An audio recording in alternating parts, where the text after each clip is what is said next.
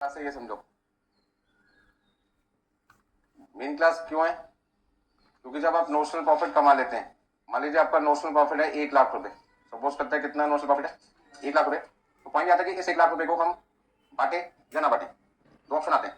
तो as per CMA institute कौन सा मेथड यूज करें? ओल्ड पुराना। और उनकी सोच क्या है? वो कहते हैं जो प्रॉफिट हम कमाते हैं 1 लाख रुपए, उसमें से हमें कुछ प्रॉफिट पीएनएल में ट्रांसफर करना चाहिए और कुछ प्रॉफिट हमें रिजर्व में ट्रांसफर करना चाहिए। मतलब जो प्रॉफिट आप कमा रहे हैं वो सारा का सारा प्रॉफिट पीएनएल में ट्रांसफर मत कीजिए, उसमें से कुछ प्रॉफिट पीएनएल में करो और कुछ प्रॉफिट रिजर्व। न्यू मेथड का मतलब जो सीए इंस्टीट्यूट फॉलो करता है। सीए इंस्टीट्यूट क्या कहता है कि जो प्रॉफिट आपने कमाया सारा का सारा कहां ट्रांसफर कर दो? पीएनएल में। आपको रिजर्व बनाने की कोई जरूरत नहीं। लोगों ने कहा कि क्यों रिजर्व बनाने की जरूरत नहीं है? वो कहते कल को रिजर्व कम पड़ता है तो भी तो लॉस कहां से राइट ऑफ कर दो? पीएनएल से। कोई काम करो ना, यदि कोई लॉस हुआ तो सारे किससे राइट ऑफ कर दो? पीएनएल से। तो रिजर्व बनाने में अपना टाइम वेस्ट मत करो। तो किसके केस में ज्यादा आसान हो गया? न्यू मेथड आसान हो गया। लेकिन न्यू मेथड से किसके लिए एप्लीकेबल है? जो बच्चे सीए कर रहे हैं, चार्टर्ड अकाउंटेंट कोर्स कर रहे हैं। बाकी सब जगह चाहे वो बीकॉम कर रहा हो या सीएस कर रहा है या सीएमए कर रहा है, अभी पुराने नियम ही चल रहे हैं। ठीक है ना? तो यदि कोई स्टूडेंट दोनों कोर्स कर रहा है, सीए भी और साथ में सीएमए, तो उसको ध्यान रखना पड़ेगा हर एग्जाम में अलग अलग नियम है। जो एग्जाम देगा उसके नियम उसको फॉलो करने। तो ज्यादा आसान कौन सा केस हो गया? सीए इंस्टीट्यूट का, जहां पे जो प्रॉफिट आप कमा रहे हो वो 100% सारा प्रॉफिट कहां ट्रांसफर होगा? पीएनएल में। लेकिन यदि कोई बच्चा सीएमए कर रहा है या सीएस कर रहा है या बीकॉम कर रहा है या एमकॉम कर रहा है, कोई भी कोर्स कर रहा है अदर देन सीए, तो यही नियम उसको फॉलो करने पड़ेंगे इस चैप्टर में, कॉन्ट्रैक्ट कॉस्टिंग में। यहाँ पे जो प्रॉफिट कमाएंगे उसे दो पार्ट में डिवाइड करना है, एक कॉस्टिंग पीरियड में और दूसरा रिजर्व में। पहला पॉइंट है कि कितना प्रॉफिट पीएनएल में जाएगा, कितना प्रॉफिट रिजर्व में जाएगा। तो उसके लिए क्या कॉन्ट्रैक्ट का सारा काम 1 साल में पूरा हो जाता है? नहीं। तो काम धीरे धीरे पूरा होता है। तो काम जैसे जैसे पूरा होता रहेगा वैसे वैसे आपका प्रॉफिट भी बढ़ता जाएगा और रिस्क आपका कम होता जाएगा। भाई एग्जाम में जैसे आपको मान लो आपका पेपर 10 बजे चालू होता है, सुबह 10 बजे पेपर मिला और मैंने आपको 10 बजे 1 मिनट में पूछा पास हो गए क्या आप? तो आप लोग पागल तो नहीं हो गए? अभी तो पेपर मिला है, रोल नंबर भी नहीं लिखा अपना और पास होने की बात करो, पेपर हुआ नहीं, रिस्क बहुत ज्यादा है। ठीक है ना? अच्छा, लास्ट के 5 मिनट पहले मैं आपसे पूछूं तो आप क्या कहोगे? सर तो पास होने के चांसेस पूरे पूरे हैं, 90 नंबर का पेपर मैं कर चुका हूँ और मुझे लगता है 70-75 तो कहीं नहीं रहे। आप 70-75 करें, मैं तो 40 मान के चल रहा हूँ, 40 वाला पास होता है, मतलब 40 तो आ ही जाएंगे। तो क्या वहां रिस्क का फेल होने का? नहीं। तो जैसे जैसे काम पूरा होता चला जाएगा वैसे वैसे आपका रिस्क कम होता जाएगा ना। और जब रिस्क कम हो जाएगा तो रिजर्व बनाने की रिक्वायरमेंट भी क्या हो जाएगी? कम हो जाएगी। तो शुरू में रिजर्व ज्यादा बनता है और बाद में रिजर्व कम बनता है। अच्छा, यदि रिजर्व ज्यादा बनाना है तो प्रॉफिट ट्रांसफर टू पीएनएल क्या करना पड़ेगा? कम रखना पड़ेगा। तो पहला केस जहां पे डीओसी लेस देन 25% है, हमने स्लैब बना दिया। पहला स्लैब क्या है? यदि आपका डिग्री ऑफ कंप्लीशन 25% से कम है, मतलब आपका काम 25% भी पूरा नहीं हुआ, तो ऐसे में इंस्टीट्यूट क्या कहता है सीएमए, सारा का सारा प्रॉफिट आप कहां ट्रांसफर कर दो? रिजर्व में। मतलब आपने 1 लाख रुपए नोशनल प्रॉफिट कमाया है, पूरा का पूरा 1 लाख रुपए कहां डाल दो? रिजर्व में डाल दो। मैंने कहा पीएनएल पे कितना जाएगा? वो कहते जाएगा ही नहीं। मैंने कहा क्यों? वो कहते काम ना के बराबर ही हुआ है। 25% का मतलब 1/4 से भी कम हुआ है। लेस देन 25% का मतलब क्या हुआ? 25% मींस 1/4। काम आपका 1/4 से भी कम हुआ है, ना के बराबर ही हुआ है। जब काम आपने कुछ किया ही नहीं है तो बचा हुआ काम बहुत ज्यादा है, रिस्क बहुत ज्यादा है। रिस्क ज्यादा तो रिजर्व भी करना चाहिए, ज्यादा होना चाहिए। इसलिए उन्होंने कहा पीएनएल में खुद मत भेजो, सारा काम भेजो रिजर्व में भेजो। बस समझ में आ गया? तो यदि पीएनएल में मिल जाएगा तो रिजर्व में कितना रहेगा? जो कमाया माइनस ट्रांसफर। बहुत आसान फॉर्मूला इसका डब्ल्यूआईपी का। डब्ल्यूआईपी रिजर्व निकालने का फॉर्मूला क्या है? जो प्रॉफिट आपने कमाया दैट इज नोशनल प्रॉफिट, उसमें से जो प्रॉफिट पीएनएल में ट्रांसफर कर दिया उसे क्या कर दो? माइनस कर दो। दूसरा केस, यदि आपका डिग्री ऑफ कंप्लीशन 25% है, 25% है या उससे ज्यादा है, लेकिन 50% से क्या कम है, तो परसेंटेज ध्यान रखना और इक्वल का साइन। सेकंड केस में परसेंटेज क्या? 25 या उससे ज्यादा, लेकिन 50 से कम। मान लो 49.9% है तो सेकंड में आएगा, क्योंकि वो 50 से कम है। कई बार बच्चे कहते हैं 49.9 तो 50 होता नहीं, कितना माना जाएगा? बिलो 50 माना जाएगा। कौन से स्लैब में आ जाएगा? सेकंड। तो उस केस में आपका जो प्रॉफिट पीएनएल में जाएगा वो इस फॉर्मूले से निकल के आएगा। फॉर्मूला क्या लिखा? 1/3 into notional profit into cash receive upon work certified. अब आप सोचोगे कि cash receive upon work certified वाला कॉन्सेप्ट क्यों यूज किया गया? वो इसलिए किया गया है क्योंकि काम कई बार ज्यादा सर्टिफाइड होता है और पैसे आपको क्या मिलते हैं? कम मिलते हैं, क्योंकि रिटेंशन में नहीं, कॉन्ट्रैक्ट ही रखता अपने पास बचे हुए काम को करवाने की। तो वो चाहता है कि मैं कम से कम पैसे किसको दूं? कॉन्ट्रैक्टर को दूं, ताकि वो जल्दी से बचा हुआ मेरा काम पूरा करे और जब काम पूरा हो जाएगा मैं बचे हुए सारे पैसे उसको एक साथ दे दूंगा। तो यहाँ पे फॉर्मूले को समझने की कोशिश करते हैं। मान लीजिए 1/3 इंटू 1 लाख कितना प्रॉफिट होता है? 33,333। तो कायदे से 33,333 रुपए मुझे पीएनएल में ट्रांसफर करने चाहिए, लेकिन हमें कॉन्ट्रैक्ट ही 80% पैसा दे रहा है। कितना दे रहा है? 80%। तो ये जो प्रॉफिट हुआ 1 लाख का 1/3, 1 लाख का 1/3 जो 33,333 रुपया है, ये कौन से बेसिस पर है? एक्चुअल बेसिस पे। और हम किस पे निकाल रहे हैं? कैश बेसिस पे। किस पे निकाल रहे हैं? Cash basis. और कॉन्ट्रैक्ट हमें कितने पैसे देने को जा रहे हैं? 80%। किसका? वर्क सर्टिफाइड का। तो कैश रिसीव होगा वो वर्क सर्टिफाइड का कितना होगा? तो वर्क सर्टिफाइड से वर्क सर्टिफाइड क्या कर सकते हो? काट सकते हो। तो आप यहाँ पे क्या लिख सकते हो? आप यहाँ पे कई चीजें लिख सकते हो। Cash receive upon work certified लिख सकते हो, या आप इसकी जगह क्या लिख सकते हो? परसेंटेज ऑफ कैश रिसीव लिख सकते हो, या आप इसकी जगह लिख सकते हो work certified into cash, percentage of cash receive upon work certified. और एक ही चीज को लिखने के बहुत सारे तरीके। सबसे आसान तरीका लोगों को लगता है cash receive upon work certified. हमने ये वाला तरीका यूज कर लिया। तीनों का मतलब एक ही है। मान लो वर्क सर्टिफाइड है 2 लाख रुपए, कैश रिसीव है 1,60,000। ध्यान से समझना। तो 1,60,000 2 लाख का कितना परसेंट होता है? 80%। अब डायरेक्टली कितना यूज कर लो? 80% कर लो, या फिर टाइम पास करो। 2 लाख इंटू 80% लिखो, डिवाइड बाई 2 लाख लिखो। तो 2 लाख से 2 लाख क्या हुआ? तो ऐसा करने से क्या होगा, जब आप 80% से मल्टीप्लाई कर दोगे, मान लो परसेंटेज ऑफ कैश रिसीव 80% है, तो आपका आंसर अक्रूवल बेसिस से किस पे कन्वर्ट हो जाएगा, अक्रूवल बेसिस से आपका आंसर किस पे कन्वर्ट हो जाएगा, कैश बेसिस पे कन्वर्ट हो जाएगा आपका आंसर।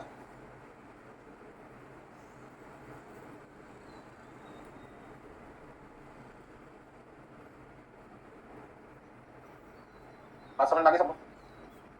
तो हम यहाँ पर अक्रूवल बेसिस से कैश बेसिस पे क्यों लेके जा रहे हैं, बात ये वाली है, क्यों हमने जब पकड़ रखी है कि हमें कैश बेसिस पे लेना है, अक्रूवल पे नहीं, क्योंकि अक्रूवल पे प्रॉफिट पीएनएल पे ज्यादा जाएगा और कैश बेसिस पे क्या जाएगा कम। अच्छा मान लो मैं 1 लाख का 1/3 करता, कितना था जल्दी बताओ, 33,333, और इसका यदि मैं 80% कर दूं तो कैलकुलेटर निकालना पड़ेगा मुझे। हाँ जी, 33,333 का 80% 26,667 आता है, 26,667। तो कौन सा अमाउंट है, 33,333 26,667, 26,667 का है। जितना पीएनएल में कम जाएगा रिजर्व उतना ज्यादा बनेगा, और जितना ज्यादा रिजर्व बनेगा सेफ्टी उतनी क्या हुई, ज्यादा होगी। ठीक है ना, कोई सामान आप घर से खरीदने के लिए निकलते हैं अपने, और आपको सामान पता है कि 10 रुपए का है और आप अपनी जेब में 50 रुपए लेके जाए, तो आपको क्या लगता है 10 की चीज 11 की हो जाए, 12 की हो जाए, कोई टेंशन नहीं है, क्योंकि हम सरप्लस कितने रुपए लेके जा रहे हैं, 40 रुपए लेके जा रहे हैं। लेकिन यदि घर से 10 रुपए लेके निकले तो रास्ते में टेंशन रहती है, कोई सामान महंगा ना होगा, ये ना कि खाली वापस आना पड़ेगा, दुकानदार से बोलना पड़ेगा भाई साहब अभी 10 ले लो, बाकी के 1-2 रुपए मैं कल दूंगा, कल को से मना कर दिया तो खाली वापस आना पड़ेगा, टाइम वेस्ट हो जाएगा आपका जाने का। तो सेफ्टी क्या कहती है, ज्यादा से ज्यादा रिजर्व बनाकर रखिए। तो ज्यादा से ज्यादा रिजर्व कब बनेगा, जब प्रॉफिट पीरियड में कम जाएगा। भाई एक अमाउंट को 2 पार्ट में बांटना है, एक अमाउंट को 2 पार्ट में बांटना है, वो अमाउंट जिसको बांटना है वो है नोशनल प्रॉफिट। किसमें बांटना है, कॉस्टिंग पीरियड और रिजर्व। यदि मैं पीरियड को कम रखूंगा तभी तो रिजर्व क्या बनेगा, ज्यादा ना। आप समझो 2 भाई हैं, 2 भाई हैं, एक का नाम है कॉस्टिंग पीरियड, दूसरे का नाम है डब्ल्यूआईपी रिजर्व। हम चाहते हैं कि डब्ल्यूआईपी रिजर्व वाले भाई को हिस्सा ज्यादा मिले, तो कॉस्टिंग पीरियड वाले भाई को क्या मिलना चाहिए, कम होना चाहिए ना। और वो दोनों का हिस्सा देगा कौन, उनका बाप, जिसका नाम है नोशनल प्रॉफिट। नोशनल प्रॉफिट से कोई हिस्सा आएगा, ये बंदे तो कुछ काम करते नहीं है, दोनों भाई बेरोजगार है, तो आगे कौन देता है, उनका फादर, नोशनल प्रॉफिट। काम पर समझना है। तो नोशनल प्रॉफिट का डिस्ट्रीब्यूशन करना है 2 भाइयों के बीच में, एक को ज्यादा करना है, दूसरे को कम। तो ज्यादा जिसको करेंगे ऑटोमेटिकली दूसरा क्या हो जाएगा, कम हो जाएगा। तो किसको कम रखना है, यदि आपसे एग्जाम में पूछे पीएनएल कम, ताकि रिजर्व जा सके। और रिजर्व ज्यादा होने का पर्पस क्या है, फ्यूचर सेफ्टी ज्यादा होगी, क्योंकि जितना ज्यादा रिजर्व होगा फ्यूचर में कोई लॉस होगा तो उस रिजर्व से आप आसानी से क्या कर सकते हो, राइट ऑफ कर सकते हो। ऐसा सोच के नियम बनाए गए थे। अब अगला पॉइंट आपके दिमाग में आता है, सर ये 1/3 कोई रात को आपको सपने में बता के कहता है कि 1/3 लिखना है, अगले केस में आपने 2/3 लिख दिया, सर ऐसा क्यों किया आपने, वैसा इसलिए किया 25% और 50% का यदि हम एवरेज करते हैं, स्लैब स्टार्ट डाउन है 25 पे, खत्म कर रहे हैं 50 पे, दोनों का सम कितना है 75 पे तरीके से यदि आधा करते हैं तो 37.5 बनता है। ठीक है ना, तो हमने उसके नियर एक 1/3 स्लैब बना दी। ऐसे यदि हम बात करते हैं 50 और 90 की, कितना बनता है 140 का आधा कितना होता है एवरेज 70, तो हम यहाँ पे 66.67 ले लिए। तो इस तरीके से हम मान के चलते हैं कि लगभग हमारा काम, तो यहाँ पे वो 1/3 है और यहाँ पे कितना है 2/3 है। ऐसा कोई यूनिवर्सल रूल नहीं है, किसी बुक में ऐसा मेंशन नहीं किया गया, कोई नियम नहीं बनाए थे, लोगों ने अपनी सोच कर दी, यदि लगभग हमारा इतना काम हो रहा है तो हम 1/3 ले लेंगे, इतना काम हो रहा है तो 2/3 ले लेंगे।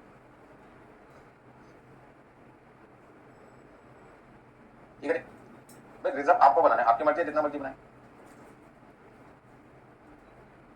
फाइनेंशियल अकाउंटिंग जब आप पढ़ते हैं तो वहाँ पे नियम आपके अकाउंटिंग स्टैंडर्ड क्या रहते हैं, वहाँ पे रूल्स अलग है, यहाँ पे रूल्स अलग है। अब आप मान लो 100 रुपये कमाते हैं, तो आपकी मर्जी है पूरे 100 रुपये खर्च कर दो, आपकी मर्जी है 50 रुपये खर्च करो, 50 रुपये का रिजर्व बनाओ, आपकी मर्जी है 20 रुपये खर्च करो, 80 का रिजर्व बनाओ। तो हर पर्सन का रिजर्व क्या होता है, अलग अलग होता है। ठीक है ना, अब कोई 100 रुपये, मान लो 3 दोस्त है, तीनों 100 रुपये कमा रहे हैं, एक 100 रुपये जैसे मिलते हैं फटाफट खर्च कर देता है, अगले दिन दोस्तों का खड़ा रहता है, पैसे भी क्यों मांगता है, क्योंकि उसका होते ही नहीं, जितने होते सारे खर्च कर देता है। दूसरा क्या कहता है 50 में खर्च करूंगा, 50 में फ्यूचर के लिए रखूंगा, कि कल को यदि काम छूट जाए, मेरी जॉब निकल जाए हाथ से, मुझे किसी का भी भीख ना मांगनी पड़े। तो दोस्त ने सेफ्टी रखी हुई है, जो पैसा उसने जोड़ के रखा होगा वहां से वो खर्चे पूरे करेगा। ठीक है ना, तो सेफ्टी भी जरूरी है, सेफ्टी का मतलब सेविंग करना आपके लिए बहुत जरूरी है। सारे पैसे कभी मत खर्च करो दोस्त में आके, यहाँ पे के चक्कर में।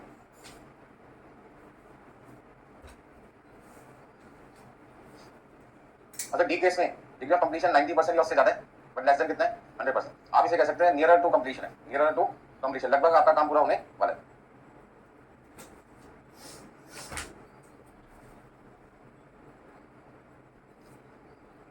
अच्छा जब आपका 90% उससे ज्यादा काम हो चुका है, मतलब एग्जाम में जब बैठे हुए थे, मैंने आपसे पूछा कि कितने नंबर का पेपर हो गया, आपने कहा 96 नंबर का पेपर हो गया, क्या कहूँगा पूरा पेपर बाकी है, लगभग कंप्लीट हो गया, नियरर टू कंप्लीशन है। तो ऐसे केस में रिस्क आपका क्या काम है, दिस इज का फेल हो गया, मतलब पास होने का चांसेस। इसलिए हम कहते हैं एग्जाम में ज्यादा से ज्यादा नंबर का पेपर अटेंड करो, ताकि यदि 100 का भी कर दो, आधे नंबर काट भी ले तब भी कम से कम कितने आएंगे 10 आएंगे, थोड़ी गाने में तो पूरी जा रहे। तो जितना आपको समझ में आता उतना लिख के दो, खाली बताओ। ऐसा भी नहीं कि अपने घर की कहानी अपने घर के लोगों के नाम लिख दो, वो भी कोई फायदा नहीं, रेलिवेंट पॉइंट लिखना नाम। तो यहाँ पे कितने मैथड्स का नाम लिखोगे, 4 मैथड्स, किस पे बेस्ड है, एस्टिमेटेड प्रॉफिट। एस्टिमेटेड प्रॉफिट का मतलब काम आपका पूरा हुआ नहीं है, 90% और 100% के बीच में हो, पर आपको लगभग क्या लगता है मेरा काम होने वाला है। और मान लो 3 घंटे का पेपर है, 2 घंटे 45 मिनट में मैं आपसे मिला और मैंने आपसे पूछा कितना मार्क्स आ जाएंगे आपके, अभी तो 15 मिनट का पेपर बाकी है ना, लेकिन लगभग आपका काम करने वाले 91 या 92 मार्क्स का पेपर आप कर चुके हैं, लेकिन अभी 100 मार्क्स का पेपर नहीं हुआ, तो क्या आप एक्चुअल प्रॉफिट बता पाओगे? कौन सा प्रॉफिट बताओगे? Estimated profit. लेकिन एस्टिमेटेड प्रॉफिट कौन सा होगा? 100% काम का। किसका होगा? 100। काम 100 क्या नहीं है? अभी मान लीजिए आप 92 मार्क्स का पेपर कर चुके हैं, ऐसे समझो। कितने मार्क्स का कर चुके हो? 92 मार्क्स का। कितने नंबर का होना बाकी है? 8 नंबर का। आपको आता भी है, तो मैंने आपसे पूछा जब 92 मार्क्स का पेपर आपका हो गया, तो मैंने कहा अगले 5 मिनट में या 10 मिनट में जब आपका पूरा पेपर हो जाएगा तो बताइए आपके 100 में से कितने नंबर आएंगे। पूछ किससे रहा हूँ? पेपर कंप्लीट होने से पहले। लेकिन आंसर किसका मांग रहा हूँ? पेपर कंप्लीट होने पर आपके कितने नंबर आएंगे। ये बात मैं शुरू में क्यों नहीं पूछता? क्योंकि शुरू में मुझे लगा था पेपर कंप्लीट ही नहीं कर पाएंगे स्पीड को देख के, लेकिन बाद में पता नहीं क्या जबरदस्त चमत्कार हुआ आपके हाथों में और आपने फटाफट क्या कर दिया, क्वेश्चन सॉल्व कर दिया। लास्ट के 5 मिनट में मुझे लगता है आप बचा हुआ पेपर भी कर दो, ठीक है ना? तो उस केस में जहाँ पे 90 से ऊपर का पेपर हो चुका, बिलो 100 है, उस केस में हम कहते हैं नियर टू कंप्लीशन है, लगभग आपका पेपर पूरा होने वाला है। और उस समय मैं आपसे पूछते कि जब आपका पूरा पेपर हो जाएगा आपके कितने नंबर आएंगे। तो पूछ कर रहा हूँ काम होने से पहले, इसका पूछ रहा हूँ 100% काम होने के बाद आपका कितना प्रॉफिट होगा? हुआ नहीं है? होगा। तो इसके आंसर का नाम क्या हो गया? Estimated profit. एक्चुअल कब होता? जब काम भी पूरा हो गया होता, हमें पूछने भी कब जाता? पूरा होने के बाद। तो दोनों में क्या डिफरेंस है और दोनों में सिमिलरिटी क्या है? एक्चुअल प्रॉफिट और एस्टिमेटेड प्रॉफिट में सिमिलरिटी बात करते हैं। दोनों कब पूछ रहा हूँ? प्रॉफिट काम होने के बाद। डिफरेंस क्या है? काम होने से पहले, काम होने के बाद का प्रॉफिट कितना है? एस्टिमेटेड। और काम होने के बाद ही मैं आपसे प्रॉफिट पूछूंगा, वो क्या हो जाएगा? एक्चुअल हो जाएगा। और लास्ट केस कौन सा है? डिग्री ऑफ कंप्लीशन कितने? 100। अच्छा एक बात नहीं समझ में आई मुझे, जब काम पूरा सर्टिफाइड कर दिया कॉन्ट्रैक्टी ने, वो कहता सारा काम आपने मेरे मुताबिक किया, कोई कमी नहीं है, तो फिर क्या रिजर्व बनाना चाहिए? हाँ या ना? अच्छा काम पूरा कर दिया किसने? हमने। मतलब 50 लाख का काम था, 50 लाख का पूरा काम कर दिया और आज हमारे पास में रिटर्न में एक सर्टिफिकेट दिया जिसपे लिखा पूरा काम आपने तसल्ली बख्श कर दिया। क्या पैसे पूरे मिल गए? नहीं। हो सकता है 50 लाख में से वो 50,000 रुपये में कम दे, 49,50,000 दे दिए, वो 50,000 के लिए वो बार बार हमें चक्कर कटवा दे। तो मान लो 5 करोड़ का कॉन्ट्रैक्ट है और उसने 25,000 रुपये भी नहीं दिए, तो मुझे क्या लगता है 5 करोड़ के लिए 25,000 के लिए बार बार चक्कर काटू उसके? 25,000 5 करोड़ के आगे गए, बहुत छोटा अमाउंट है। 25,000 बड़ा अमाउंट है लेकिन 5 करोड़ के आगे छोटा अमाउंट। तो हमें क्या लगता है 25,000 छोड़ो, ठीक है ना? किसी दुकानदार को आपने 1,000 रुपये दिए और 999 का सामान था, 1 रुपये के चक्कर में कहता है कि 10 मिनट लगेंगे खुले का लाता हूँ 1 रुपये, आप क्या कहोगे अपने पास? तो 1 रुपये वैसे तो बड़ा अमाउंट है, लेकिन 1,000 रुपये का आपको क्या लगता है? छोटा अमाउंट। समझ वाली बात नहीं? तो ऐसे केस में अभी पैसा पूरा रिसीव हुआ नहीं है, तो जो पैसा रिसीव किया वो आपके लिए क्या हो जाएगा? लॉस हो जाएगा। तो उसके लिए भी आपको क्या करना चाहिए? रिजर्व बनाना चाहिए। तो इवन आपका डिग्री ऑफ कंप्लीशन 100% ही क्यों ना हो, पैसे पूरे थोड़ी मिले, और जब तक पैसे पूरे ना मिल जाए, जितना पैसा नहीं मिल पाया वो आपके लिए डूबा हुआ है, और डूबा हुआ तो आपके लिए लॉस है, ठीक है? अभी बच्चे की फीस मान लीजिए 6,000 रुपये, उसने 5900 दे दी, कहते सर 100 रुपये भी है नहीं, या 100 रुपये है तो सही, लेकिन आने जाने के लिए मुझे 100 रुपये चाहिए, मैं कल आपको दे दूंगा। अब मैं कल उससे मांगता हूँ, कहता सर अभी है नहीं, बोले कल दूंगा। ऐसे करते करते कोर्स कंप्लीट हो गया, आखिरी दिन आ गया, मैंने कब तो दे दे, कहते सर कोर्स कंप्लीट हो गया, क्या मांगना? तो वो 100 रुपये मिलेगा मुझे? 100 रुपये तो डूबी गए ना, बस समझ आ रही? तो 6,000 के आगे 100 रुपये क्या है? छोटा अमाउंट है, लेकिन मिला तो नहीं ना, काम तो पूरा हो गया, रेवेन्यू तो 6,000 है और उसमें 100 रुपये लॉस भी माना जाएगा। बस समझ आ रही? चलिए आज की क्लास में मैं आपको क्या समझा रहा हूँ, यदि हम अदर देन सीए कोर्स कोई करते हैं तो हमें ये नियम फॉलो करने। बेसिकली आप ये समझो कि जो बच्चे सीए में करते हैं उनको ये नियम फॉलो करने। नियम बहुत आसान है, आपको अपने प्रॉफिट को निकालने के बाद 2 पार्ट में डिवाइड करना है। तो पहला स्टेप क्या है? आपको नोशनल प्रॉफिट निकालना है, और दूसरा काम क्या है? उस प्रॉफिट को पीएनएल और रिजर्व में बांटना। मेन कहानी कहाँ पे होगी? कितना अमाउंट पीएनएल में जाएगा, वो आपको निकालने के लिए सारे फॉर्मूले। जो अमाउंट पीएनएल में जाएगा वो अमाउंट पीएनएल में भेज दो, और बचा हुआ प्रॉफिट कहाँ जाएगा? रिजर्व में जाएगा। तो रिजर्व निकालना आसान है या पीएनएल में अमाउंट ट्रांसफर करना आसान है? रिजर्व, बचा हुआ बैलेंस, ठीक है? तो यदि यहाँ पे 1 लाख में से आपने कोई भी अमाउंट ट्रांसफर नहीं किया तो सारा कहाँ जाएगा? रिजर्व। यहाँ 1 लाख में से 26,000 रुपये ट्रांसफर कर दिए तो बाकी का 74 कहाँ जाएगा? रिजर्व। यहाँ आपने मान लीजिए सपोज करते हैं 50,000 ट्रांसफर कर दिए, तो यहाँ कितना जाएगा? बचा हुआ 50। यहाँ मान लीजिए आपने 70,000 ट्रांसफर कर दिए तो बचा कितना जाएगा? 30। तो पहले वाला केस मुश्किल है क्योंकि वो अमाउंट निकालना पड़ेगा, और दूसरा क्या है? बैलेंसिंग। तो सबसे पहले मैं कुछ केसेस आपको करवाता हूँ, ठीक है? एक एग्जाम्पल आपके लिए मैंने बना के रखा हुआ है जिसमें लिखा show distribution of notional profit. आपने जो नोशनल प्रॉफिट कमाया है उसे बांटना है, ठीक है? तो डिस्ट्रीब्यूशन नोशनल प्रॉफिट का केवल किसको करना है? जो बच्चे सीए नहीं कर रहे, क्या कर रहे हैं? जो सीएमए कर रहे हैं, सीएस कर रहे हैं, बीकॉम कर रहे हैं, एमकॉम कर रहे हैं, कोई भी कोर्स कर रहे हैं किसी भी यूनिवर्सिटी से, उनको नोशनल प्रॉफिट को डिस्ट्रीब्यूशन करना है। खाली जो बच्चा सीए कर रहा है उसको नहीं करना। ये बात मैं बार बार रिपीट क्यों कर रहा हूँ? क्योंकि बहुत सारे बच्चे एक ही जिंदगी में सारे कोर्स करते हैं, तो एग्जाम में गड़बड़ ना करते हैं। सीए वाले सीए रूल फॉलो करेंगे, सीएमए वाले सीएमए। तो हमारी बात तो सीएमए की चल रही है, हम मान के चल रहे हैं कि हमें डिस्ट्रीब्यूशन करना है, ठीक है? चलिए, तो केस नंबर 1 2 3 4 5 6 ये आपके 6 केसेज हैं, और 6 केसेज में कॉन्ट्रैक्ट प्राइस रखिए 10 lakh, work certified, cash receive, notional profit, ये सारी चीजें आपको क्वेश्चन में दे रखी है। सबसे पहले नोशनल प्रॉफिट को डिस्ट्रीब्यूट करते टाइम आपका मेन स्टेप कौन सा होगा? आपका मेन स्टेप होगा डिग्री ऑफ कंप्लीशन, क्योंकि डिग्री ऑफ कंप्लीशन से पता चलेगा कौन सा फॉर्मूला आपको यूज करना है। यदि डिग्री ऑफ कंप्लीशन बिलो 25% है तो प्रॉफिट पीएनएल में जाएगा ही नहीं, सारा कहाँ जाएगा? रिजर्व में। यदि डीओसी 25% या उससे ज्यादा 50% से कम है तो फॉर्मूला बनेगा 1/3 into notional profit into cash receive upon work certified, और इस फॉर्मूले से जो प्रॉफिट निकल के आएगा वो पीएनएल में जाएगा, बाकी रिजर्व में जाएगा। तो चलिए फटाफट से पहले आप इस एग्जाम्पल को नोट कीजिए।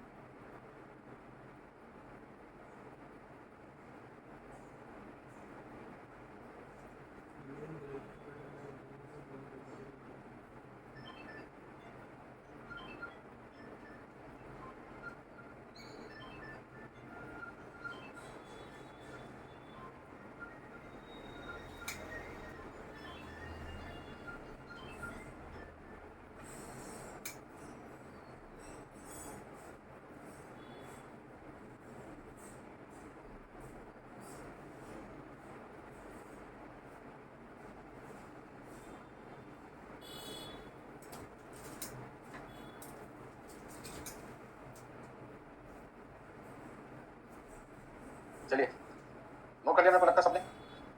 तो सबसे पहले हमें प्रॉफिट ट्रांसफर टू पीएनएल में पहला काम क्या करना है, डिग्री ऑफ कंप्लीशन ढूंढना है। तो हर क्वेश्चन में सबसे पहला काम नोशनल प्रॉफिट निकालने के बाद आपका क्या होगा, फॉर्मूला क्या होता है, work certified upon contract price into 100। तो पहले केस में डीओसी वर्क सर्टिफाइड कितना है 2 लाख और कॉन्ट्रैक्ट प्राइस कितना है, तो 10 लाख रुपए के काम में से अभी केवल कितने रुपए का काम पूरा हुआ है, 2 लाख का काम पूरा हुआ है, मतलब कि 20% काम हुआ है। दूसरे केस में डिग्री ऑफ कंप्लीशन कितना है 2,40,000 रुपए, 10 लाख में कितने परसेंट हुआ 24% हुआ। तीसरे केस में 2,50,000 10 लाख में कितना हुआ, 10 लाख में कितना हुआ, तो आपका आंसर होगा 25%। ऐसे आपको बाकी केस में निकालना पड़ेगा, जल्दी जल्दी निकालिए।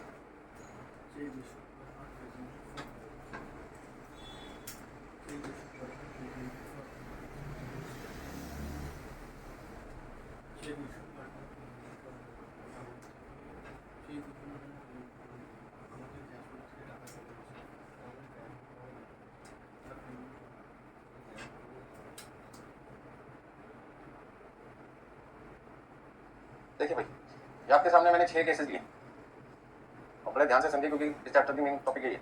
जब बच्चे को समझ में आ गया तो क्वेश्चन काफी आसान है, क्योंकि नोशनल प्रॉफिट तक तो कोई दिक्कत आती नहीं है, दिक्कत आती है कि उसको डिस्ट्रीब्यूट कैसे करना, ठीक है ना।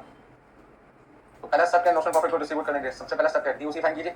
और डीओसी फाइन करने के बाद में आपको देखना पड़ेगा कि वो डीओसी कौन से स्लैब पे एप्लीकेबल है। अच्छा 20% कौन से केस में आएगा, फर्स्ट आएगा क्योंकि ये बिलो 25% है। इसका प्रॉफिट ट्रांसफर टू पीएनएल कितना होगा, 0 निल। तो सारा का सारा नोशनल प्रॉफिट जो आपने कमाया 18,000 रुपए कहाँ चला जाएगा, रिजर्व में चला जाएगा। इतना सबने नोट कर दिया, कोई रह गया, हो गया सबका। तो देखो पहला आंसर सॉल्यूशन, यहाँ पे लिखा सॉल्यूशन और इधर लिखा हमने केस नंबर 1, ठीक है। यूसी कितना था भी अपना 20%, जो कि लेस देन क्या 25%। तो ऐसे केस में प्रॉफिट ट्रांसफर टू पीएनएल क्या हुआ, निल हुआ। तो प्रॉफिट ट्रांसफर टू रिजर्व कितना होगा, notional profit minus transfer to PNL, मतलब कि 18,000 माइनस निल इक्वल टू, ठीक है जी। अच्छा केस नंबर 2 क्या था,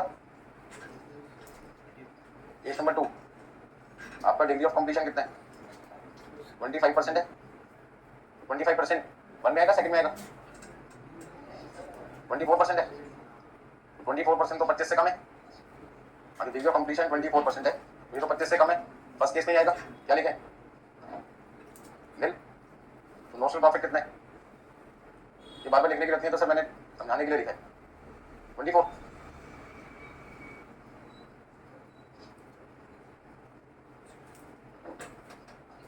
और केस नंबर 3 में आपका डीओसी कितना है 25%। ये तो 25% या उससे ज्यादा में आ गया, यदि डीओसी 25% है तो स्लैब नंबर 2 ध्यान से समझो, 25% या उससे ज्यादा, 25% या उससे ज्यादा, ये तो 25 है ना। सेकंड केस में आ गया, सेकंड केस का फॉर्मूला क्या था, into notional profit into cash receive upon work certified.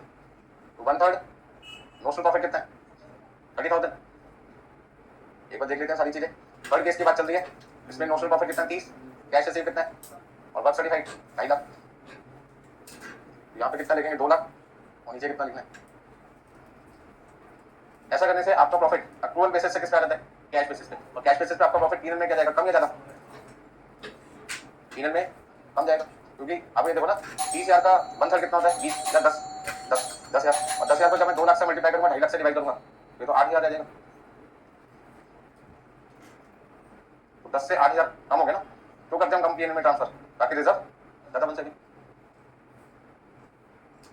Notional profit minus transfer to PNL, notional profit कितना 30, ट्रांसफर कितना है 22। अच्छा एक चीज ध्यान रखना, दोनों का जो सम है वो नोशनल प्रॉफिट के इक्वल आना चाहिए, क्योंकि उसी का तो डिस्ट्रीब्यूशन कर रहे हैं, ठीक है ना। घर से 100 रुपये लेके चले, 70 रुपये का सामान है तो बैलेंस कितना आना चाहिए 30 ना। तो 70 और 30 मिलना तो 100 के बराबर होना चाहिए। नोट कर लीजिए फटाफट से, कोई दिक्कत है, कोई पॉइंट नहीं समझ में आया मुझसे पूछ सकते हैं दोबारा।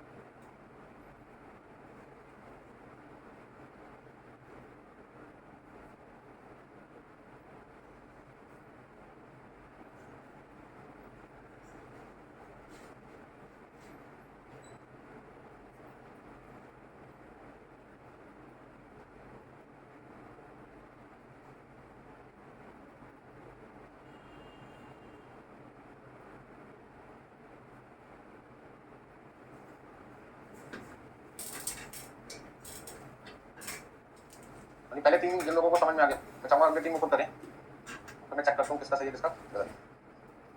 तो हमारी अप्रोच ही ऐसी है, कुछ काम मुझे करना, कुछ काम आपको करना, चलना।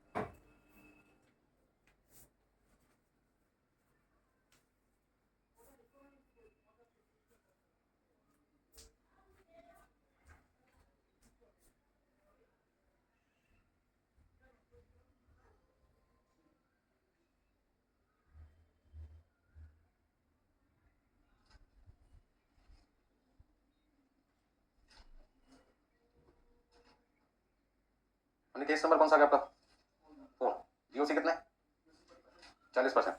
अच्छा 40% कौन सा स्लैब में आएगा, सेकंड या थर्ड में, सेकंड में आएगा, मतलब 25% या उससे ज्यादा और 50 से कम। वैसे केस में फॉर्मूला कौन सा रहेगा 1/3 इंटू नोशनल प्रॉफिट कितना है 45,000 कैश रिसीव और वर्क सर्टिफाइड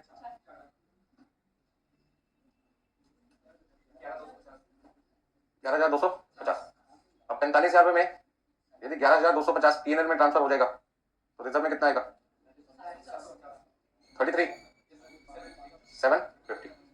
यानी केस नंबर 4 के बाद है केस नंबर 5 जिसमें आपका डिग्री ऑफ कंप्लीशन 50% है, और यदि डिग्री ऑफ कंप्लीशन आपका 50% है वैसे केस में सेकंड केस तो बिलो 50 है, थर्ड केस में था 50% या उससे ज्यादा तो थर्ड पे चले जाएंगे, मतलब 2/3 इंटू नोशनल प्रॉफिट कितने 57 इंटू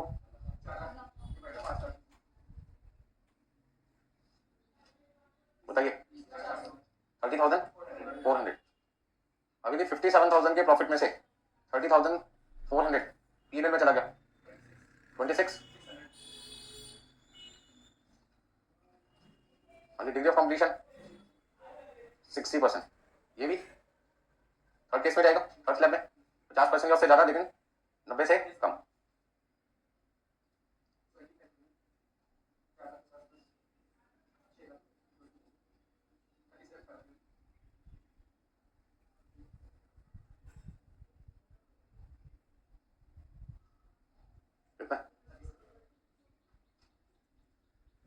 ठीक है, अच्छा बता सकता कोई बंदा ये आधा प्रॉफिट क्यों हुआ यहाँ पे 60% से कोई लेना देना नहीं है इसका, यदि 60 की जगह 70 होता 80 भी होता तब भी तो यही आंसर आता, और मैं तो यही लगता। उसकी वजह ये है कि यहाँ पे 7.5 लाख जो आपका 6 लाख का रिलेशन है वो कितना बन रहा है 3/4 बन रहा है, तो 3/4 में 3 से 3 क्या हो गया कैंसिल, ये 2 है, तो ये जो लास्ट में रिलेशन रहेगा वो कितना है 75,000 इंटू 1/2, तो ये 1/2 की वजह से आधा प्रॉफिट पीएनएल में चला गया, आधा रिजर्व में, तो आपका डीओसी 50% से लेके 89.99% तक सभी केसेस में यही आंसर आएगा, क्योंकि सभी केसेस में फॉर्मूला तो यही बनेगा ना 2/3 इंटू ये अमाउंट।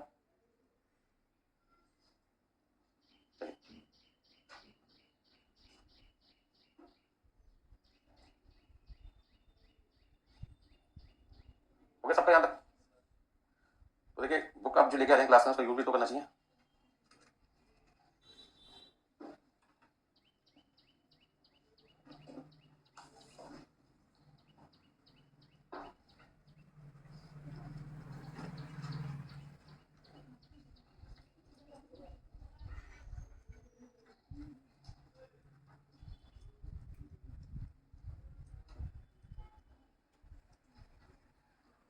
ये चैप्टर है कॉन्ट्रैक्ट कॉस्टिंग। फर्स्ट क्वेश्चन देखिए, question number 1। Question number 1,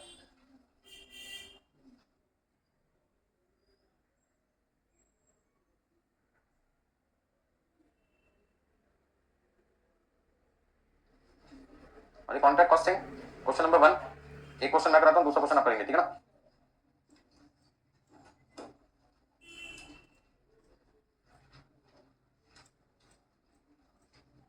first question, basics company incurred the following on a contract still unfinished on 31 December. Unfinished का मतलब काम अभी पूरा नहीं हुआ, और 31 दिसंबर तक मटेरियल कितने रुपए का लग चुका है? 80,000 का, वेजेस 70,000, और आपके डायरेक्ट चार्जेस कितने हैं? 50,000 के। रुपी 2 lakh was receive from the contract, और अभी हमारे पास कितने पैसे आ चुके हैं? 2 लाख रुपए आ चुके हैं, जो बीइंग 80% ऑफ वर्क सर्टिफाइड। जो वर्क सर्टिफाइड का कितना है? 80%। प्लीज ध्यान दीजिए, हमें क्वेश्चन में क्या क्या चीजें दे रखी है। हमें सबसे पहले तो कॉन्ट्रैक्ट वैल्यू दे रखी है। कॉन्ट्रैक्ट वैल्यू कितनी दे रखी है? 3 लाख रुपए, जिसको आप कॉन्ट्रैक्ट प्राइस भी कह सकते हैं। मैं तो साथ साथ क्या लिख रहा हूँ, कॉन्ट्रैक्ट प्राइस। दूसरा हमारे पास में कैश रिसीव दिया हुआ है, कितना? 2 लाख रुपए। अब जो बच्चे तेज होते हैं ना दिमाग से, वो देखते हैं 80% लिखा है, इस 80% को क्या मान लेते हैं? Degree of completion. अगर बच्चा आप में से इसने 80% को डीओसी मानने की कोशिश की? नहीं होगा तो जरूर कोई ना कोई बोलेगा नहीं। क्या ये 80% डीओसी है? नहीं। 80% क्या है? कि जो पैसा आपको मिला है वो 80% है किसका? वर्क सर्टिफाइड का। तो परसेंटेज ऑफ कैश रिसीव है ये। परसेंटेज ऑफ कैश रिसीव कितना है? 80%। हम ये कह सकते हैं कैश रिसीव 2 लाख रुपए है, जो 80% है किसका? वर्क सर्टिफाइड का। आप ऐसे समझो सिंपल भाषा में, जो आपको 2 लाख रुपए मिले हैं, वो 2 लाख रुपए बराबर है किसके? वर्क सर्टिफाइड का 80%। तो ऐसे केस में मैं क्या निकाल सकता हूँ? वर्क सर्टिफाइड की वैल्यू निकाल सकता हूँ। तो वर्क सर्टिफाइड मेरे पास में कितना देगा? 2 लाख रुपए को 80% से क्या कर दो, कितना लिख दें? और फिर आपको क्या निकालना चाहिए? Degree of completion. Degree of completion कैसे निकालते हैं? Work certified upon contract price into 250 divide by 3 lakh into 100 equal to 83।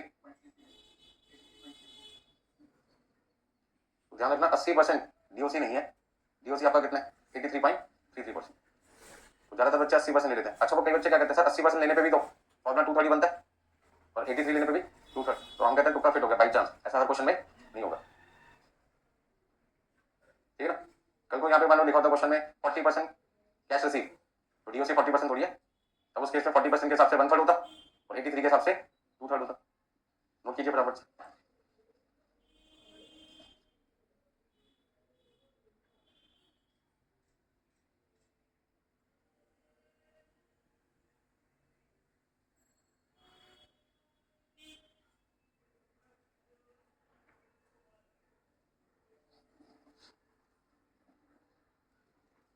Find out the profit to be credited to PNL account. कहते जो प्रॉफिट आपने पीएनएल में क्रेडिट किया वो कितना है, और यदि वर्क अनसर्टिफाइड की कॉस्ट कितनी है? 10,000। तो मेरे लिए तो आसान हो गया, जो कॉस्ट ऑफ वर्क अनसर्टिफाइड हम निकाला करते थे वो हमें क्वेश्चन में गिवन है, तो काम थोड़ा सा आसान हो गया। अब क्वेश्चन में क्या पूछते हैं? जो प्रॉफिट पीएनएल में ट्रांसफर होगा वो कितना, वो बताइए। तो सॉल्यूशन नंबर 1 हमें क्या बताना है? Profit transfer to PNL, profit transfer to costing PNL. अच्छा, इसके लिए डीओसी चेक करना पड़ेगा, कितना है? 83। कौन सा फॉर्मूला यूज होगा? 2/3 इंटू नोशनल प्रॉफिट। तो एग्जाम में पूरा पूरा लिख के आना है। अभी तो हम एनपी लिख देते हैं, लेकिन एग्जाम में कोई एनपी नहीं होता।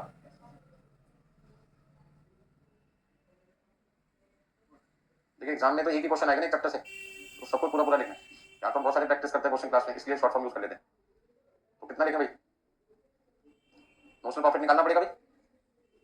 तो नोशनल प्रॉफिट कैसे निकलता है? अरे नोशनल प्रॉफिट निकालने के लिए value of work certified plus cost of work, work uncertified minus cost of work done, ठीक है। एक तरीका तो ये है, ये सारी चीजें मैं अलग से वर्किंग नोट में आपको दिखाऊं करके, ठीक है। बेटर है सारी चीजें अलग से दिखाता हूँ। तो कैश रिसीव कितना है क्वेश्चन में? Work certified 2.5 lakh. अच्छा, 2 लाख और 2.5 लाख की जगह डायरेक्टली कितना परसेंट भी लिख सकते थे? 80% भी लिख सकते थे। आप इसकी जगह सीधा सीधा कितना परसेंट भी लिख सकते हैं? 80%। 2 लाख 2.5 लाख का 80% भी तो है, तो रेशो तो 80% ही बनेगी। 80% की जगह 4/5 भी लिख सकते हो। क्या लिख सकते हो? ठीक है ना। तो एक ही चीज को लिखने के हमारे पास में बहुत सारे तरीके हैं। 2 लाख डिवाइड बाई 2.5 लाख, या 80%, या 4/5। जिसको जो तरीका समझ में आ रहा है। अब मुझे इस समय नोशनल प्रॉफिट निकालना है। और यहाँ तक कोई दिक्कत किसी को? एक वर्किंग नोट बनाते हैं जिसमें सबसे पहले हमें क्या लिखना है? Cost of work done. Cost of work done में हमारा पहला पर्चे का नाम क्या होता है? मटेरियल परचेज या कंज्यूम? अब क्वेश्चन में मटेरियल कितने रुपए का दे रखा है? कंज्यूम। वेजेस चार्ज कितना? 70,000। और डायरेक्ट एक्सपेंसिव चार्ज कितने आ गए? तो आपका खर्चा कितना आ गया? 2 लाख रुपए। तो कॉस्ट ऑफ वर्क डन आपके पास आ जाएगा 2 लाख रुपए। ठीक है इतना। अब इसके बाद में आपको चाहिए नोशनल प्रॉफिट,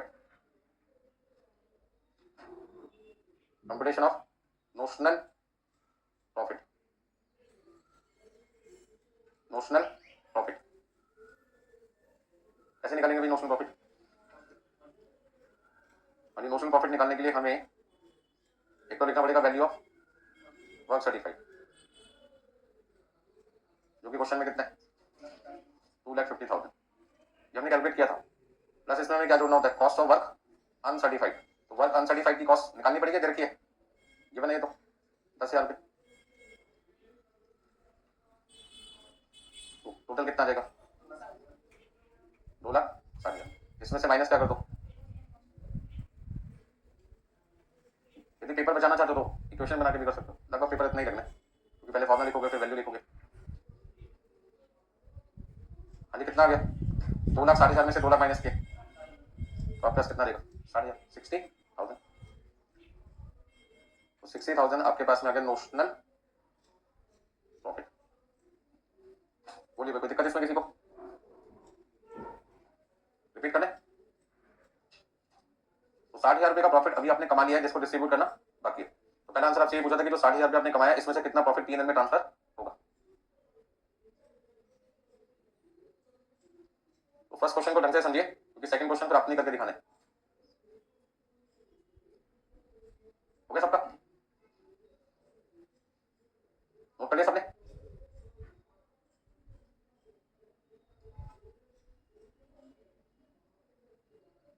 कैलकुलेशन में कोई प्रॉब्लम? चलिए, तो अब आपका यहाँ पे नोशनल प्रॉफिट कितना है? 60,000। ठीक है ना? तो कितना आएगा सॉल्व करके? 32,000 रुपये। 32,000, 32,000 रुपये आपका प्रॉफिट। नोशनल प्रॉफिट जो आपने 60,000 रुपये कमाया था उसमें से 32 पीएनएल में जाएगा, बाकी का बचा 28 वो कहाँ जाएगा? रिजर्व में। तो फर्स्ट आंसर तो आपसे ये पूछा था पीएनएल में कितना जाएगा, रिजर्व थोड़ी पूछा आपसे। पूछा था तो कितना लिखता है? 60 माइनस 32 28। अच्छा सेकंड पॉइंट क्या पूछा है? Also display WIP in the balance sheet. अब ये डब्ल्यूआईपी क्यों बोला भी? क्योंकि काम आपका पूरा हुआ नहीं है। अधूरे काम को क्या कहते हैं? इनकम्प्लीट जॉब को क्या कहते हैं अकाउंट्स में? Work in progress. अब काम आपने ज्यादा किया, आप कौन है? कॉन्ट्रैक्टर। कॉन्ट्रैक्टर ने काम ज्यादा किया और उसको पैसे क्या मिले? कम। अब काम हमने किसी को ज्यादा करके दिया और उससे पैसे कम मिले तो उसको बकाया लेना बाकी है या नहीं? बकाया का मतलब बैलेंस अमाउंट लेना बाकी है या नहीं? और यदि बैलेंस अमाउंट लेना बाकी है तो वो मेरे क्रेडिटर है डेटर है? कॉन्ट्रैक्टर के लिए कॉन्ट्रैक्टी कौन है? डेटर, क्योंकि पैसे लेना उससे बाकी है। किसी के लिए मैं 5 लाख का काम करूं फॉर एग्जांपल, उसने 4 लाख दिए तो 1 लाख भूल जाऊं उस पर? अपनी बैलेंस शीट में दिखाऊंगा 1 लाख आना बाकी है उससे, क्या कहते हो? लिखना बाकी। डेटर्स का ट्रीटमेंट क्या कर दो बैलेंस शीट में? मान लो डेटर्स को 5 लाख का सामान बेचा, ध्यान से सुनना वही कॉन्सेप्ट यहाँ यूज होने वाला है। डेटर्स को कितने का सामान बेचा? 5 लाख का। उसमें से उसने 4 लाख रुपए दे दिए तो बैलेंस शीट में कितना लिखेंगे? 5 लाख माइनस 4 लाख, 1 लाख। क्योंकि 1 लाख अभी भी आना बाकी है, बट हमें लगता है कि जो 1 लाख रुपए आना बाकी है उसमें से 5% डाउटफुल डेटर्स के हो सकते हैं तो हमें शायद पैसा ना दे। डेटर्स ने फोन करके नहीं बोला कि मैं पैसे नहीं दूंगा, हमें ऐसा लगता है। तो 5 लाख का 5%, सॉरी 1 लाख का 5% कितना हुआ? 5,000। तो फिर बैलेंस शीट में हम क्या करते हैं?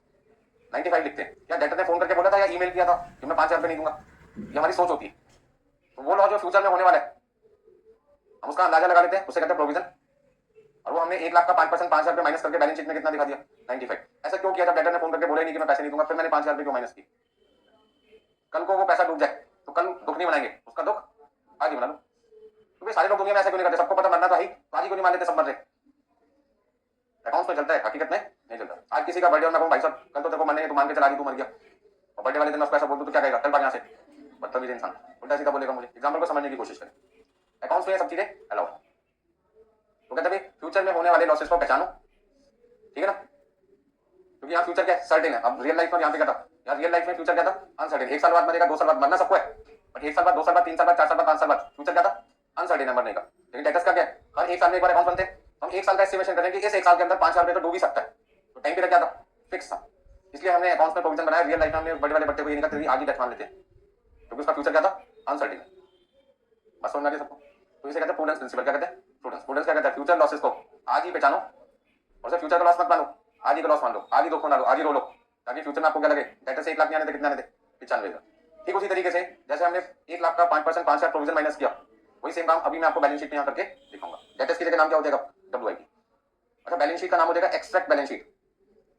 एक्सट्रैक्ट वर्ड कब लगता है? जब बैलेंस शीट का मैं टोटल ना कर पाऊं, इनकम्प्लीट इंफॉर्मेशन होने की वजह से। अब बैलेंस शीट दो तरीके से बनती है, एक ओल्ड फॉर्मेट था, एक न्यू फॉर्मेट है। हम कहां पे पढ़ रहे हैं बैलेंस शीट का काम? कॉस्टिंग में या कंपनी अकाउंट में या फाइनेंशियल अकाउंट में? अकाउंट में पढ़ रहे हैं या कॉस्टिंग में पढ़ रहे हैं? तो कॉस्टिंग में आप कोई भी फॉर्मेट यूज कर सकते हैं, ओल्ड भी और न्यू। ठीक है। तो यदि मैं ओल्ड के हिसाब से बात करता हूं, जैसे मैं आपको दोनों करके दिखाऊंगा। आज की क्लास में कौन सा चल रहा है? Old format. तो इस ओल्ड फॉर्मेट के हिसाब से बैलेंस शीट जो है वो टी शेप बनेगा। टी शेप का मतलब क्या हो गया?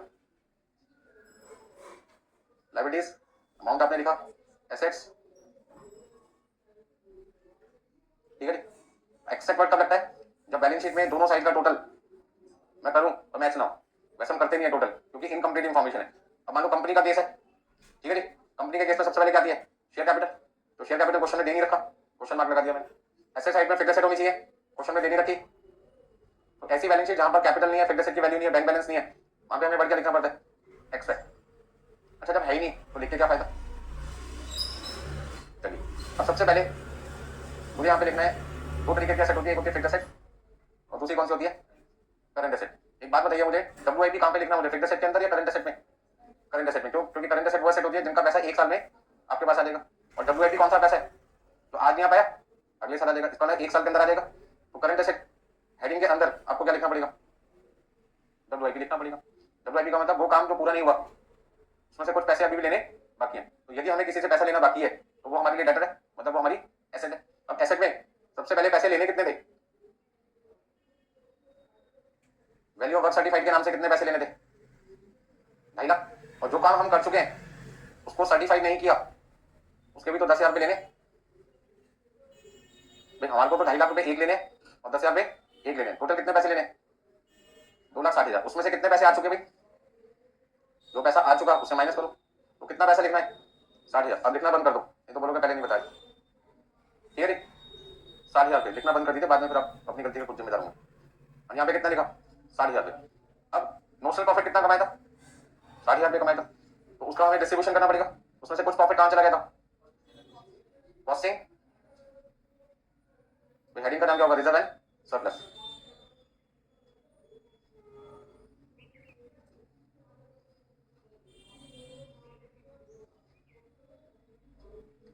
कॉस्टिंग टीनर के नाम से हमने कितना लिख दिया? 32,000। तो एक हमने क्या बनाया था? रिजर्व बनाया था, WIP रिजर्व। लिखना नहीं है, मना कर रहा हूं मैं। ठीक है। अच्छा, 32 हो गया, 28 हो गया, मिला के कितने? 60। तो आपने याद होगा जैसे हम बैलेंस शीट बनाते हैं तो डेटर का जो प्रोविजन होता है वो डेटर से माइनस करके दिखाते हैं या लायबिलिटी साइड पे दिखाते हैं? कौन सी प्रेजेंटेशन बेटर होती है? माइनस करके दिखाना। सेम वही कॉन्सेप्ट यहाँ पे कि WIP हेडिंग यहाँ पे भी है और WIP यहाँ भी है। तो ये WIP यहाँ से हटाओ। अब अकाउंट में एक अच्छी चीज होती है, यदि कोई चीज एक साइड से हटा के दूसरी साइड पे लिखते हैं तो साइन क्या करना पड़ता है? माइनस करना पड़ता है। तो मुझे भी यहाँ पे क्या करना पड़ेगा? माइनस करना पड़ेगा। तो माइनस मैंने क्या कर दिया? रिजर्व। कितना और कितना लिख दिया? हम मान के चल रहे हैं कि जो काम हमने किया इस साल, करंट ईयर की बात कर रहे हैं, 1 साल की बात कर रहे हैं, दैट इज करंट ईयर। इस साल के कितने पैसे आने बाकी अभी? 60,000। उसमें से लगता है कि 28,000 रुपए जो हमने रिजर्व बना रखा है वो ये सोच के बना रखा है कि हमें कितने रुपए का नुकसान हो सकता है? 28,000 का नुकसान हो सकता है। तो उन्होंने कहा 60 में से यदि 28 का नुकसान हो सकता है, हो सकता है फ्यूचर में, आज का लॉस मान लो और उसे 28,000 रुपए क्या कर दो? माइनस कर दो। ठीक है। तो ऐसे केस में या 28,000 रुपए मेरे पास लिखने के दो ऑप्शन थे, या तो मैं लायबिलिटी साइड में लिखूं रिजर्व एंड सरप्लस में, या दूसरा ऑप्शन क्या है? WIP में से क्या करूं? माइनस। जैसे प्रोविजन फॉर डाउटफुल डेट या तो लायबिलिटी साइड में लिख सकते हैं या डेटर से माइनस करके लिख सकते हैं। बेटर प्रेजेंटेशन कौन सी होती है? माइनस करके। किसकी वजह से? प्रूडेंस कॉन्सेप्ट की वजह से। किसकी वजह से? प्रूडेंस। प्रूडेंस क्या कहता है? आप अपनी एसेट्स की वैल्यू कम से कम दिखाओ और लायबिलिटीज की वैल्यू क्या दिखाओ? ज्यादा से ज्यादा। ऐसा क्यों? ऐसा इसलिए वो कहते हैं जो भी पर्सन आपकी बैलेंस शीट को देखकर आपके बिजनेस के साथ जुड़े तो उसको देखना चाहिए कि इस कंपनी में हैवी लॉसेज है, एसेट्स की वैल्यू क्या है? कम है, लायबिलिटी क्या है? ज्यादा। उसके बाद भी यदि वो आपके बिजनेस के साथ जुड़ना चाहे तो मुझे अपनी मर्जी, उसको पता लगे इससे ज्यादा लॉस हो नहीं सकता जिस दिन मैं पैसा उस कंपनी में इन्वेस्ट करने जा रहा हूँ, क्योंकि मुझे मैक्सिमम लॉसेज के बारे में पहले ही बता दिया। ठीक है ना? क्या नाम है आपका? अभी मान लीजिए अभी की शादी की उम्र हो गई, लड़की वाले इंक्वायरी तो करते हैं लड़के की, ऑफिस में पहुंच के आसपास लोगों से पूछा इसका करेक्टर कैसे, तो बताया कि यार ये लड़का सही नहीं है करेक्टर में, फॉर एग्जाम्पल। ठीक है। अब लड़की वाले बड़े खुश, यार हमारी लड़की के लिए लड़का मिल गया। ठीक है। हमारी लड़की का भी गड़बड़ ऐसे ही था, एग्जाम्पल को समझो, ठीक है जी। तो बंदा क्या जोड़ी कैसे होनी चाहिए ना भाई, वो भी घुमक्कड़ है, ये भी बंदा घुमक्कड़ है। घुमक्कड़ का मतलब क्या होगा, दोनों की अच्छी जमेगी। अब एक बंदा सीधा, एक बंदा बहुत तेज हो तो दिक्कत आ जाएगी ना। तो जहां भी लग रहा था यार लोगों ने मेरे बारे में गलत बता दिया, लड़की वाले बड़े खुश थे, उन्होंने रिश्ता पक्का कर दिया फटाफट। जैसा हमें चाहिए था वैसे हमारा दिमाग बिल्कुल सही है, परफेक्ट है। अच्छा लड़की यदि बहुत सीधी है और लड़का भी बहुत सीधा मिनट है तो भी सही है। देखा अभी नाम का बंदा तो बहुत ही शरीफ है, सारे यार दोस्तों ने जितने भी लोगों से इंक्वायरी की, क्या पता लगा इससे सीधा बंदा हो नहीं सकता। कोई स्मोकिंग नहीं करता, कोई शराब नहीं पीता, लड़का बड़ा शरीफ है, जो पैसे कमाता है सारे के सारे घर वालों को दे देता है। ऐसा लड़का काम मिलेगा, सही बात है या नहीं? ऐसा नहीं है? तो लड़की वालों को क्या चाहिए था, ऐसे बंदा चाहिए था। तो हर बंदा इंक्वायरी करता है। अब आज की डेट में क्या होता है, लोग कैसे पता लगा कि बंदा कितना कमा रहे। अब मान लो मैं सपोज करता हूँ किसी पर्सन के पास गया, मैंने कहा कितना कमाता होगा, 10 लाख रुपए महीना, देख के लग नहीं रहा कि 10 रुपए भी कमाता होगा, लेकिन अगर मैं 10 लाख रुपए कमाता हूँ महीने का, भाई घड़ी पहनी, मुझे नहीं लग रहा वो घड़ी ज्यादा की होगी, तो 10 लाख रुपए पर मंथ कमाता है। वो बंदा 20,000 वाली घड़ी तो पहनने का नहीं, वो शूज नहीं पहनेगा तो 2,500-3,000 रुपए, कपड़े हल्के नहीं पहनेगा, ठीक है ना। ऑफिस के अंदर पेंट होगा अच्छी, वो पेंट भी नहीं है उसके ऑफिस में, तो मुझे नहीं लग रहा तो सही बोल रहा है। रियल एग्जाम्पल दे रहा हूँ मैं आपको, परसों एक बंदे की इंक्वायरी करके आया, ठीक है। तो मैं आपको क्या समझा रहा था, 10 लाख रुपए कमाने वाला दिखेगा तो 10 लाख वाला, ठीक है। और वो कहते हैं 2 साल पहले मैंने बिजनेस स्टार्ट किया और हर महीने में 10 लाख रुपए कमा रहा हूँ, मतलब साल का 1 करोड़ 20 लाख। ऐसा कौन सा बिजनेस आ गया तो 2 साल में इतने कमा लूं, ठीक है। उसका मैंने नेट पे चेक किया तो पिछले साल उसने जीएसटी रजिस्टर कराया, वो कहता सारी इनकम हमारी फॉरेन कंट्री से आती है, तो उसकी बैलेंस शीट चेक कर लेंगे, दिखा भी बैलेंस शीट। अब कई लोग सोचते हैं कि यार रजिस्टर होने के बाद में लड़का तंग ना करे, अरे बाद में करेगा करेगा, पहली तंग मुझे तो क्या दिक्कत है। जो 10 लाख रुपए महीना बोला वो भी पार्टनरशिप, 10 लाख मेरा दोस्त कमाता है, 10 लाख मैं कमाता हूँ, मतलब महीने के 20 लाख रुपए प्रॉफिट है, 2 करोड़ 40 लाख रुपए का 1 साल का प्रॉफिट है। फिर हमने पूछा एम्प्लॉइज कितने रखे हैं, उसने कहा एम्प्लॉइज हमने रखे हुए हैं 20, हर बंदे को हम देते हैं 1-1 लाख रुपए महीना एवरेज, 20 लाख की हमारे हो जाते हैं खर्चे। देखा जो नंबर ऑफ चेयर्स थी वो 8 ही थी, टोटल 8-9 थी, उसमें से 5 ही लोग बैठे थे, तो 9 चेयर पे 20 लोग कैसे आ सकते हैं। बस समझ में, ये सारी चीजें आप ऑडिटिंग में भी सीखते हो, सामने वाले जो बता रहा है उतना सामान होना भी तो चाहिए। कल को आप कहते थे मेरे गोडाउन में 5 लाख का सामान जल गया, तो रात भी तो 5 लाख के बराबर की होनी चाहिए ना। वहां जो आपको 10 मिल रहा है एस्टिमेशन मिल रहा है, वो 50,000 का सामान का मिल रहा है, पकड़े जाओगे। कोई चीज जली है तो दिखनी भी तो चाहिए। ऐसे ऑडिट होती है, इंस्पेक्शन करने वाले हैं, वो कहते हैं भाई साहब झूठ क्यों बोल रहे हो, 5 लाख के बता रहे हैं, तो 50,000 का भी सामान नहीं जला। फिर परचेज चेक करते हैं, परचेज 50,000 की थी तो 5 लाख का कैसे सामान जल गया। तो ये सारी चीजें कहाँ सीखनी पड़ती है, ऑडिट में। चलिए तो आज की क्लास में मैं आपको अभी क्या समझाने वाला हूँ कि प्रूडेंस कॉन्सेप्ट के हिसाब से हम अपनी बैलेंस शीट को इतना बुरा कर देते हैं, इतना बेकार बता देते हैं लोगों के सामने कि लोगों को लगे कि आज इस कंपनी के साथ जुड़े तो इससे ज्यादा नुकसान कभी हो नहीं सकता था। बस समझ में। तो कभी भी अपने बारे में बताओ, हमेशा बुराइयां ज्यादा बताओ, अच्छाइयां कभी मत बताओ, उसके बाद भी कोई आपको पसंद करे हम क्या कर सकते हैं। बस समझ में, ठीक है ना। लेकिन ये बात मैं अपने एडमिशन के टाइम पे नहीं बोल सकता यार 100 बच्चों को पढ़ाता हूँ 85 पास होते हैं 85 फेल हो जाते हैं, हम तो क्या बोलेंगे सारे बच्चे पास होते हैं। चलिए अब इंस्टीट्यूट रिजल्ट निकालेगा तो हम कहाँ से निकालेंगे। इंस्टीट्यूट यदि 70% रिजल्ट निकाले तो हमारे तो 100 में से 100 निकल जाए। अब इंस्टीट्यूट 10-15% 20% निकालेगा तो हम कहाँ से सबको पास करा देंगे। हो गया तक सबका काम। चलो मैंने कहा था मैं फर्स्ट क्वेश्चन कराऊंगा, सेकंड आपको करना है, क्या किसी ने सेकंड। चलिए तो जल्दी से। अच्छा बैलेंस शीट का टोटल करके आऊंगा क्या, बच्चे तो कह रहे हैं सर आपका आंसर मैच हो गया, क्यों नहीं करे टोटल, क्योंकि बाकी चीजें भी तो होनी चाहिए ना लिखने के लिए। आप यदि किसी रेस्टोरेंट में गए और आपने डीलक्स थाली का ऑर्डर किया, उस थाली के अंदर 5 कटोरियां लगी हुई थी और एक कटोरी में एक सब्जी डाल के दे दी आपको और कहते आपकी डीलक्स थाली पूरी हो गई, मान लोगे नहीं ना। 4 सब्जी और भी तो लोगे, पैसे पूरे दोगे नहीं दोगे। तो यहाँ पे टोटल का मतलब क्या है, बाकी चीजें भी तो लिखो, शेयर कैपिटल, जो बैंक से यदि कोई लोन ले रखा है आपने या जो भी आपके बैंक लोन है या जो आपके क्रेडिटर्स हैं वो भी तो सबको लिखना पड़ेगा, बैंक ओवरड्राफ्ट कोई भी चीज। इसी तरीके से फिगर सेट नहीं है तो बैलेंस शीट तो इनकम्प्लीट है, और जब कोई बैलेंस शीट इनकम्प्लीट होती है उसका टोटल बिना करे हम लिख के आते हैं ताकि सामने वाले को पता चल जाए अभी इस बैलेंस शीट में और भी चीजें लिखनी बाकी है। उसके बाद भी वो गलती ना करे, बड़ा बड़ा वर्ड लिखना पड़ता कौन सा, एक्सपेक्ट। तो एग्जांपल को समझो कि क्यों एक कंपनी ऐसा करती है, वो चाहती है कि कभी भी हमारे इन्वेस्टर का डिसीजन के टाइम पे कोई डिसीजन गलत ना हो, पैसे इन्वेस्ट करने के टाइम पर, मतलब उसको उस समय जिस दिन वो पैसा लगा रहे कंपनी की बहुत बुरी हालत के बारे में बताओ कि कंपनी बहुत बुरी है इस समय, इससे बुरी हो नहीं सकती, तो बंदे को क्या लगता है यार इससे बुरा हो नहीं सकता, अच्छा ही बना के तो लगाओ पैसा इसमें, उसके बाद भी बुरा हो जाए हम कहेंगे तरीके से।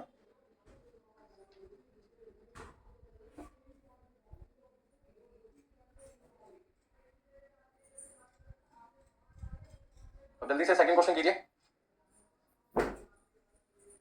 और जिनका सेकंड क्वेश्चन हो चुका है उनको करना है क्वेश्चन नंबर 4 मैं करवाऊंगा, फिफ्थ वो खुद करेंगे।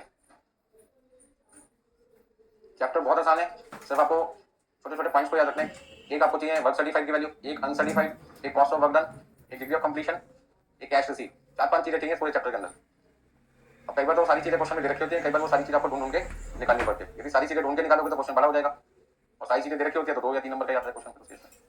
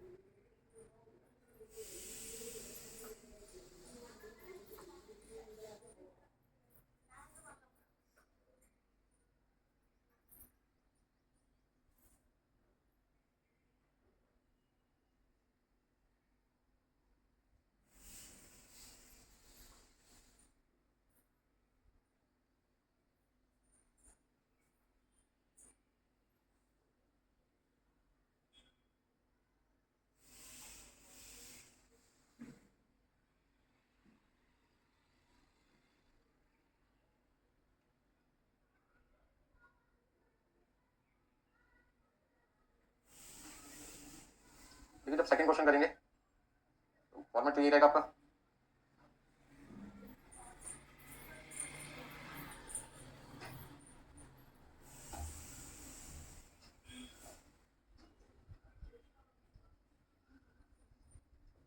चलिए फटाफट से देखते हैं क्वेश्चन नंबर सेकंड में क्या क्या चीजें लिखी हैं। क्वेश्चन नंबर सेकंड में आपके पास में कॉन्ट्रैक्ट वैल्यू कितनी है, 9 लाख रुपए, कैश रिसीव कितना है 6 लाख रुपए, और 6 लाख रुपए में परसेंटेज ऑफ कैश रिसीव कितना है